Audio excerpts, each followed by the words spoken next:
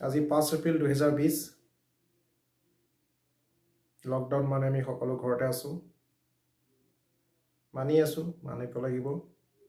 অহা 14 এপ্ৰিল 2020লৈকে প্ৰধানমন্ত্ৰী আজি সকলোকে দেশবাসীক অনুৰোধ জনাইছে যে আজি ৰাতি আমি 9 বজাৰ পৰা 9 মিনিটৰ কাৰণে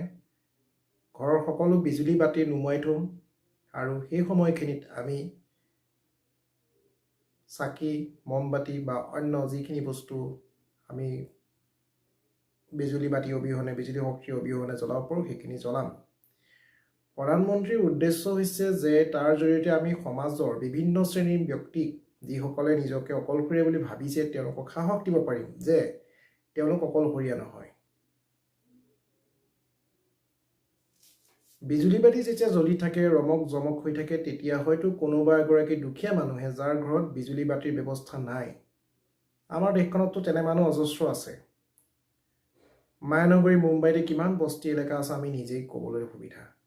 ঠিক তেনেকৈ দেশখনত চুকে কোণে থকা বিভিন্ন মানুহ ব্যক্তি যাৰ ঘৰত বিজুলী বাতিৰ ব্যৱস্থা নাই তেওঁলোকে বিজুলী বাতিৰে ৰমক জমক হৈ থাকিলেও এই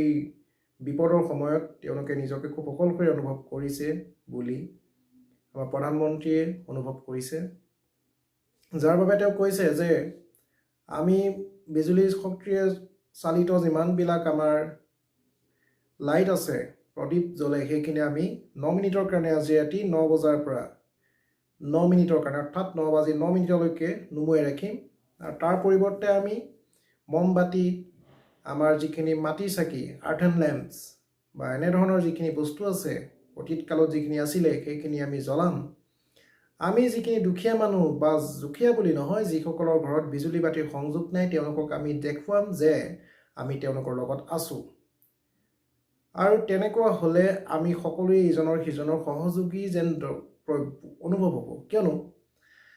বিজুলী বাতি যেতিয়া ৰমক জমক হৈ থাকে তেতিয়া আমি এটা কথা ভাবি নাচাওঁ যে কাৰ ঘৰত বিজুলী বাতিৰ পোহৰত ভিতৰখিনি উদ্ভাসিত হৈ আছে বা কাৰ ঘৰত নাই বিজুলী বাতি জ্বলাৰ খুব প্ৰয়োজন আছে কিন্তু তাৰ অৰ্থ এইটো নহয় যে সকলো মানুহ বিজুলী বাতিৰ পোহৰত খুব সুখেৰে বা স্বাচ্ছন্দ্যভাৱে জীয়াই আছে কথাটো এইটো নহয় কথা হৈছে সেইটোহে মানুহৰ মনৰ শান্তি কেতিয়া আহিব যেতিয়া আজি প্ৰধানমন্ত্ৰীয়ে যি ধৰণে আমাক অনুৰোধ জনাইছে দেশবাসীক যে আমি যদি সেই ধৰণে কোনোবা এগৰাকী মানুহক আমি ক'ব পাৰোঁ বা দেখাব পাৰোঁ কোৱা নহয় আচলতে দেখুওৱা আমাৰ নিজৰ কৰ্মৰ জৰিয়তে দেখাব পাৰোঁ যে তেওঁ অকলশৰীয়া নহয় তেওঁৰ লগত আমিও আছোঁ তাৰ উপৰিও আমি পৰস্পৰে যেতিয়া আমি দেখিম যে বিজুলী বাতিৰ পৰিৱৰ্তে আমাৰ মমবাতি বা মাটিৰ চাকি আদি প্ৰজ্বলিত হৈছে আমি প্ৰত্যেকৰ ক্ষেত্ৰতে আমি ভাবিবলৈ পাৰিম যে আমি আচলতে সকলোৱে ইজনৰ সিজনৰ সহায়ৰ বাবে এইখিনিতে এটা প্ৰশ্ন আহে যে আমি দেৱালী বা দীপাৱলীৰ সময়ত আমি নজ্বলাওঁ নেকি মাটিৰ চাকি মম নজ্বলাওঁ নেকি জ্বলাওঁ কিন্তু তেতিয়া আতচবাজিৰ শব্দৰে যি ধৰণে বায়ু প্ৰদূষণেই হওক বা সমাজৰ যি ধৰণে আমাৰ সম্পৰ্ক হ'ব লাগে সেই সম্পৰ্কৰ ক্ষেত্ৰত আজিকালি বৰ্তমানৰ সময়ৰ পৰিপ্ৰেক্ষিতত কিছু জটিল পৰা দেখা যায় গতিকে প্ৰধানমন্ত্ৰীয়ে কোৱাৰ দৰে বাতৰি বুলি ভাবিব নালাগে দেই প্ৰধানমন্ত্ৰী যি ধৰণে দেশবাসীক অনুৰোধ কৰিছে এই সংকটৰ সময়ত বিপদৰ সময়ত এইখিনি আমি যদি মানি চলোঁ আমি প্ৰত্যেকৰ সহযোগী হ'ম অৰ্থাৎ আমি ডক্টৰ ভূপেন হাজৰিকা চিৰনমস্য ব্যক্তি বিশ্ব বৰেণ্য গায়কে কোৱাৰ দৰে আমি একেখন নাৱৰে যাত্ৰী উই আৰ অন দ্য চেম বট ব্ৰাদাৰ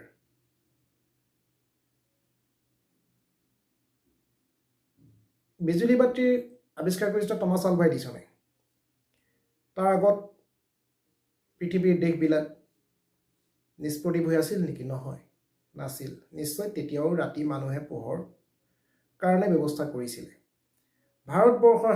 হাজাৰ বছৰ আগতেও ভাৰতবৰ্ষত নাছিল নেকি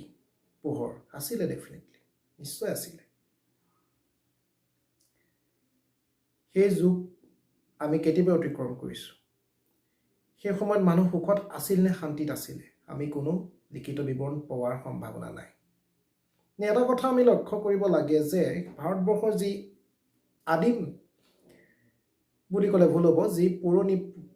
নিয়ম নীতি আছিলে বেদৰ বৈদিক সময়ৰ পৰা সেইখিনি আমাৰ খুবেই এটা মানুহৰ কাৰণে মানুহৰ বাবে এক ধৰণৰ সমাজ ব্যৱস্থাৰ কিছুমান নিয়ম আছিল যি মানুহক ভাৰতবৰ্ষখনক পৃথিৱীৰ ক্ষেত্ৰত এক জাকত জিলিকা দেশ হিচাপে পৰিগণিত কৰিছিল সেই সময়ত অৱশ্যে দেশ বিভাজন এতিয়াৰ দৰে নাছিলে কেনেধৰণৰ ভাৰতৰ মানচিত্ৰ আছিলে সেই বিষয়ে আমি ক'বলৈ অপাৰকে মুহূৰ্তত যি নহওক সেই সময়ৰ ঋষিমুনিৰ সময়ত কি আছিল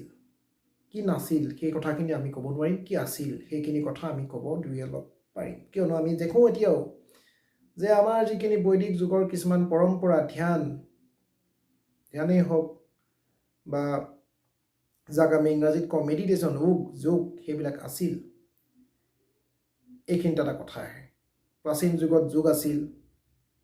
আমি যদি ভাবি লওঁ যে ভাৰতবৰ্ষৰ ঋষিমুনিসকলে যোগ কৰিছিল সেই যোগেই হৈছে যাদু যদি ভাবি লওঁ হ'ব পাৰে যোগ কি আছিল হয় আজিকালি মেডিটেশ্যন চেণ্টাৰ বহুত হ'ল বিভিন্ন ধৰণৰ যৌগিক কেন্দ্ৰ হ'ল তাৰ জৰিয়তে মানুহে কি পাইছে কিয় যায় মানুহ ইমান বেছি বিদেশৰ পৰা মানুহ আহে ভাৰতবৰ্ষলৈ যোগ চৰ্চা কৰিবলৈ কিয় আহে এই কথাখিনি কোৱাৰ এটা প্ৰয়োজন আছে বুলি ভাবিয়ে কথাখিনি কৈছোঁ যে এই যে নিষ্প্ৰদীপ কথাটো আগত নাছিল ঠিক তেনেকৈ আজি যেনেকৈ 9 বজাৰ পৰা 9 মিনিটলৈকে অলপমান বিজুলী বাতি এৰি আমি যদি পুৰণা কালৰ মমবাতিয়ে হওক বা মাটি চাকি হওক এনেকৈ গুচি যাওঁ তেনেহ'লে আমি যে একতাৰ নাজৰিৰে আমি জড়িত বান্ধ খাব পাৰিম বা ঠিক তেনেধৰণে সেই সময়ত যি ধৰণৰ ভাৰতবৰ্ষৰ বস্তু আছিলে বিজুলী বাতিৰ অহাৰ আগতে সেই বস্তুখিনি চৰ্চা কৰি গৈছে আমি যদি ভাবোঁ যে যোগৰ জৰিয়তে আমি কিছু পৰিমাণে এই বৰ্তমান সময়ত আমাৰ যি সংকটকালীন সময় আহিছে আমি সেইখিনিৰ পৰা মুক্ত হ'ব পাৰিম বুলি ভাবিব পাৰোঁ নেকি পাৰোঁ ডেফিনেটলি হয় কিন্তু সেই কথাটো সেইধৰণে নাভাবি যদি আমি এনেকৈ ভাবিব পাৰোঁ যে আমি যিখিনি সময় এতিয়া বহুত পাইছোঁ সময় ভিতৰত আছোঁ খাইছোঁ নিজৰ কৰিবলগীয়া কাম কৰিছোঁ কিন্তু আমিতো বাহিৰত অহা যোৱা কৰোঁতে যিখিনি সময় গৈছে বজাৰ কৰিব লগা হোৱা নাই প্ৰতিদিনে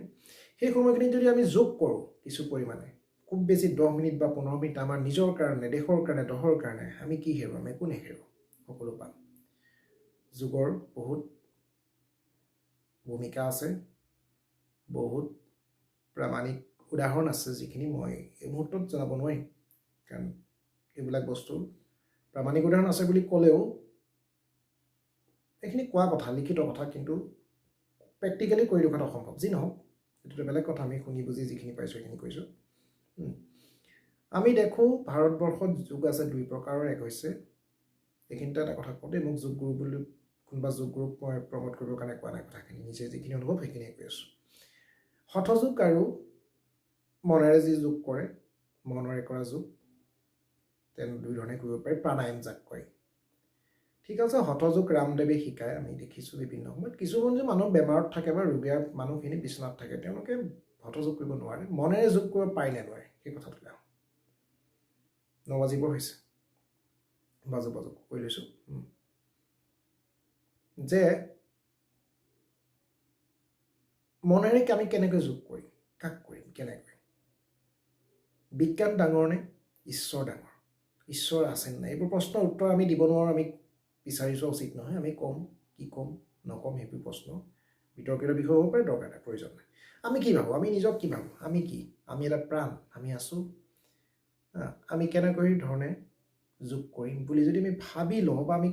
কোৱাৰ কথা ভাবোঁ একো নালাগে ঈশ্বৰ নালাগে কোনো ধৰণৰ পাৰ্টিকল নালাগে মলিকুল নালাগে আমি যদি এটা পইণ্ট অফ কণ্টেক্ট ভাবি লৈছোঁ আমি নিজৰ মন যদি কনচেনট্ৰেশ্যন কৰিব পাৰোঁ মনটো অসমীয়াত যাক কয় ৰাখিব পাৰোঁ সেই জেগাত কনচেনট্ৰেশ্যন কৰিব পাৰোঁ তাত যদি আমি 10 মিনিট ধৰি আমি ভাবোঁ মনৰ সকলো চিন্তা যদি উলিয়াই দিওঁ আমি ভাবোঁ আমি ঈশ্বৰৰ সন্তান বা আমি প্ৰকৃতিৰ সন্তান আমি আছোঁ আমি থাকিম আমি সুখৰ কাৰণে আছোঁ আমি সুখদায়ী সন্তান আমি মানুহৰ সুখৰ কাৰণে কাম কৰিছোঁ আমি সদায় মানুহৰ সুখৰ কাৰণে কাম কৰি যাম ভগৱানে যিমান দিছে বহুত পাইছোঁ আৰু কিছু পাম আমি ডেফিনেটলি ভগৱান আমাৰ সহায়ক প্ৰকৃতি আমাক সহায় কৰিছে আমি মানুহক সহায় কৰিব লাগে প্ৰকৃতিক সহায় হ'ব লাগে এনেদৰে ভাবিলে এইখিনিয়ে যোগ বুলি মই ভাবোঁ মোৰ ধাৰণা ব্যক্তিগত ধাৰণা বেলেগ কথাই কোৱা নাই আৰু এই পজিটিভনেছ যিটো যোগাত্মক ধাৰণাই মানুহৰ মন অন্তৰ এনেকুৱাকৈ যোগাব পাৰে বা এনেকুৱাকৈ জগাই তুলিব পাৰে যাৰ জৰিয়তে মানুহে নিজে যি বিচাৰে সেইখিনিও আহি যাব পাৰে বুলি মোৰ ভাৱ হয়। এই বিষয়ে পিছত ক'ম। 9 বাজিব হৈছে। আমি এতিয়া লাইট অফ কৰিম, বিজুলী বাতি দিয়া জ্বলাম। নমস্তে।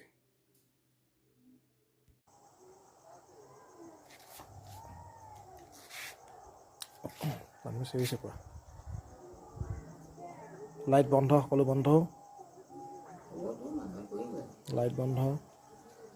মমবাতি, বাতি চাকি, earthen lamps and candles are being enlightened our lives. সকলো বন্ধ।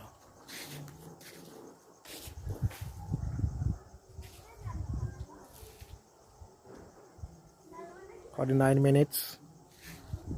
Data solid is spent. 4 minutes and 5 minutes has been left.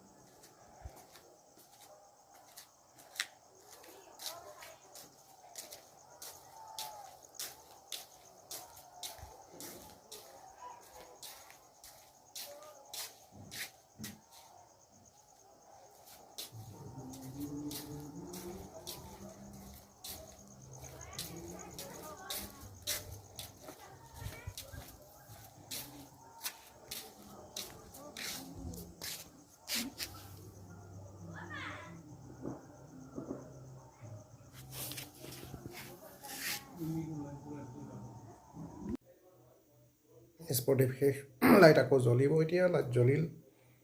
9 বাজি 9 মিনিট হৈছে ইতিমধ্যে। আমি লাইট জ্বলাইছোঁ। আকৌ চৰকাৰী নিৰ্দেশ মানিছোঁ আমি।